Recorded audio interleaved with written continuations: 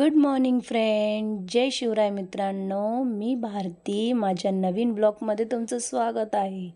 आणि आम्ही आज चाललो आहोत कुठे? बघा, ही भिवंडीची ट्रॉफी. आपण आज चाललो आहोत छत्रपती शिवाजी महाराजांच्या मंदिरात, जे आहे लोकेटेड भिवंडी मराडेपाडा. तर चला तर निसर्गाच्या सानिध्यात मस्त असं निसर्ग वातावरण, मस्त हिरवेगार.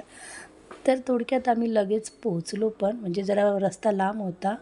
फायनली पोचलो छत्रपती शिवाजी महाराजांचं मंदिर आहे.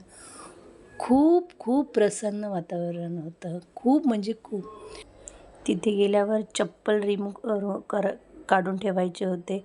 बघा, इथे लिहिलेलं पण आहे, कृपया पादत्राणे इथे काढावे. तिथे शंकराचं मस्त दर्शन झालं, भगवान शंकराचं. खूप सुंदर असा दरवाजा, जसं वाटत होतं की मी शिवाजी महाराजांच्या काळात कुठल्या तरी शिवरायांच्या किल्ल्यातच आली आहे. एवढा मस्त दरवाजा, मोठा भला मोठा. मी फर्स्ट टाईम बघितलेला एवढा मोठा दरवाजा. खूप सुंदर. आम्ही आतमध्ये एंटर केल्यावरती मस्त असं वेव होतो खूप. पण मंदिरात आलो आहोत तर फर्स्ट आपण दर्शन करणार. आम्ही लाईन लावली. पहिलंच तुळजामातेचं भगवान मंदिर होतं. खूप सुंदर, सुरेख, मस्त होतं. फायनली आपल्या महाराजांचं दर्शन झालं. जय शिवराय. खूप सुंदर आणि खूप कोरीव काम केलेलं. परत आपल्या आई माता ज्यांनी स्वराज्य घडवलं त्यांचं दर्शन घडलं. खूप सुंदर असे वेव होते. खूप सुंदर असं काम केलेलं की कुठे म्हणजे खूपच खूप छान होतं वातावरण. त्याच्यानंतर महाराजांचे तिथे फोटोज होते. त्यांचा इतिहास होता की राज्याभिषेक झालेला महाराजांचं. प्रत्येक फोटो आणि फ्रेममध्ये काहीतरी इतिहास सांगत होता. म्हणजे त्या हिरकणी, दादोजी कोंडदेव, तानाजी मालवसरांचं, सगळ्यांचं. आणि मंदिर तर खूप सुरेख.